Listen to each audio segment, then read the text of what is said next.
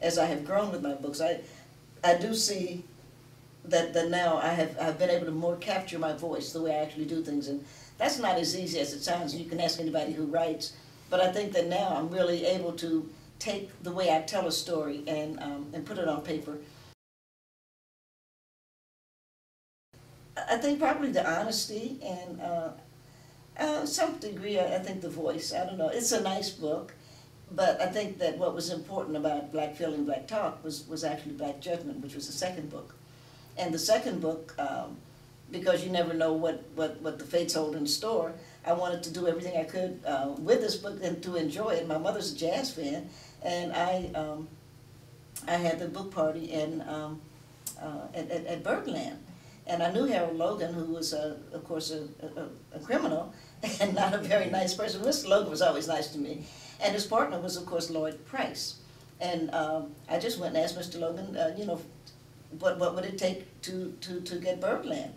And I wanted it for a Sunday because clubs are closed on Sunday, so he didn't lose any money. And he said, well, you know, we talked it over. He said, well, I want the bar. I said, well, certainly, you know, have the bar. I didn't want that. And he said, and I need 100 people. He said, 99 people, and you owe me $500. I said, well, that sounds good. And we shook on it, and I walked back upstairs. Birdland is down. And I walked back upstairs to Broadway, and it just hit me that I just made a deal with a man who breaks people's legs for a living. But Morgan Freeman, when he was still Easy Rider, he was actually in DMZ at that, the demilitarized zone at that point.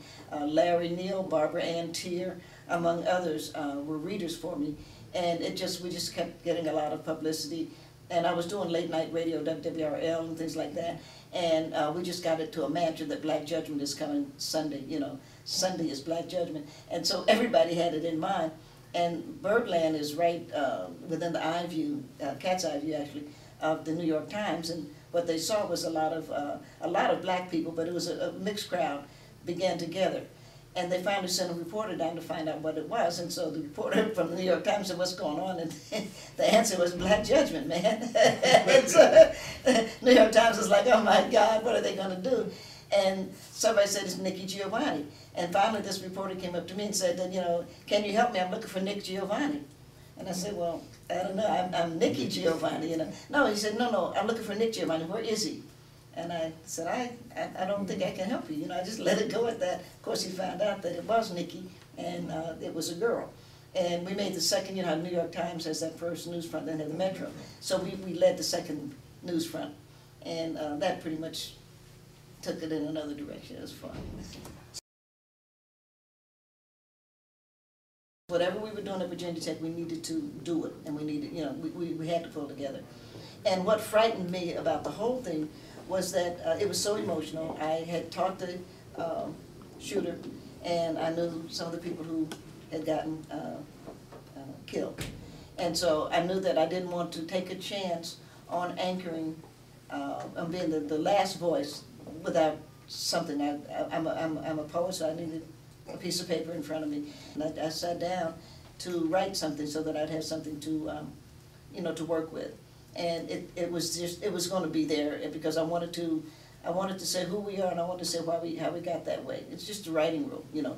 You establish it, so it's a very much a, this is who we are, this is what we've gone through, this is what I think about, this is what's going to happen. So just boom, boom, boom. But I sincerely didn't think that it was good enough, given the gravity of what had happened. And I said, well, tomorrow morning I won't be tired because I had been flying, and you know, it'd been a stressful day. And I said, tomorrow morning I'll keep this. I hit save, and I'm superstitious, so I also print out all the time. You never know. And I said, I'll work on it in the morning. And I got up in the morning. The dog needed something, and you know, one thing then another. And it got to be 10 o'clock, and I said, well, you know, convocation was supposed to be at noon.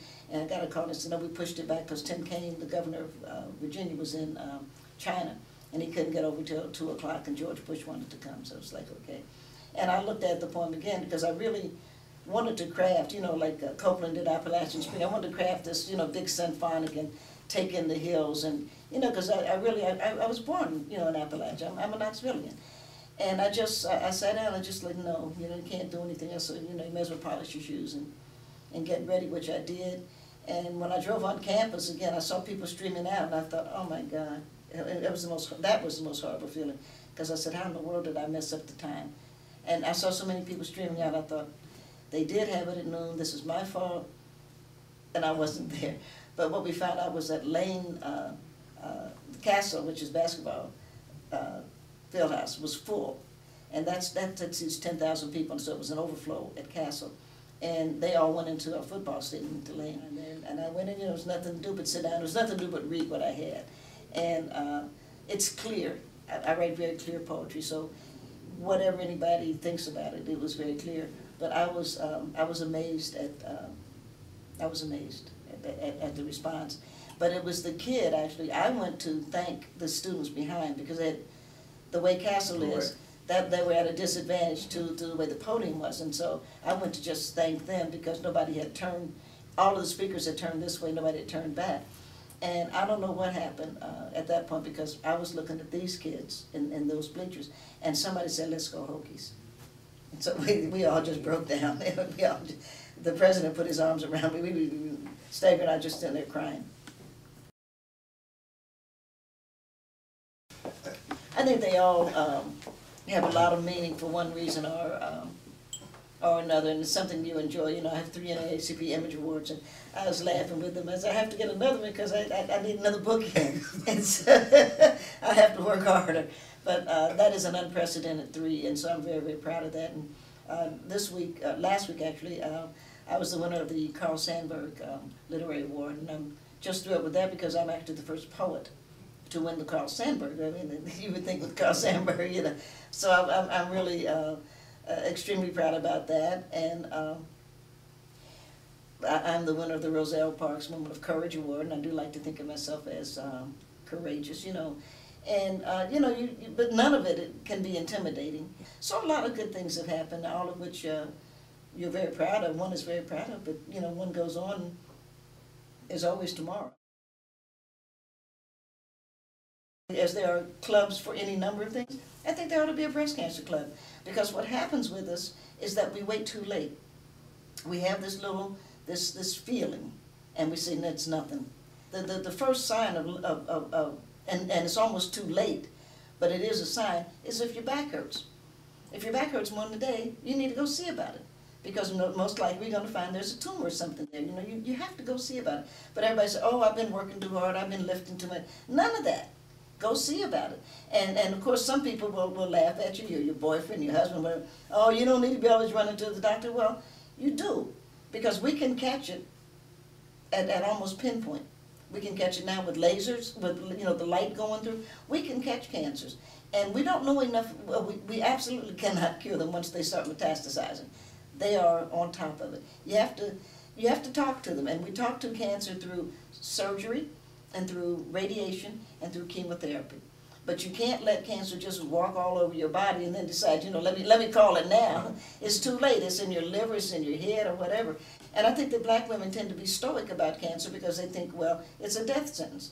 And it's not. And I'm so proud of some of the pharmaceuticals now running the ads on the HIV.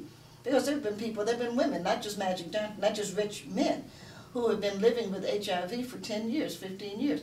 There was a time that if you were HIV positive, it was a death sentence. Well, we're beyond that now. So if you're having any reason to think maybe you have a problem in this area, the thing to do is to get in front of it, you know, before it gets to be a problem. You know, you can't fool yourself about things like this.